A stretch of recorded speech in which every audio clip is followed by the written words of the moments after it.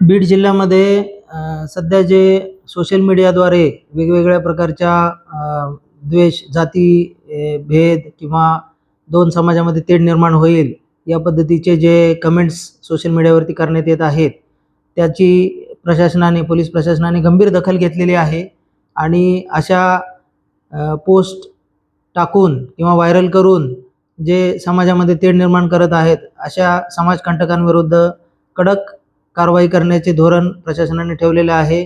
अशा समाजकंटकांविरोधात तात्काळ गुन्हे दाखल करण्यात येतील. त्याचप्रमाणे त्यांच्यावर कडक अशी प्रतिबंधात्मक कारवाई देखील करण्यात येणार आहे. तरी या निमित्ताने सर्व नागरिकांना असे आवाहन करण्यात येत आहे की आपण सोशल मीडियाचा वापर हा अत्यंत जबाबदारीने करावा. त्याचप्रमाणे समाजामध्ये तेढ निर्माण होणार नाही, समाजामध्ये सौहार्दपूर्ण वातावरण राहील याची दक्षता घ्यावी.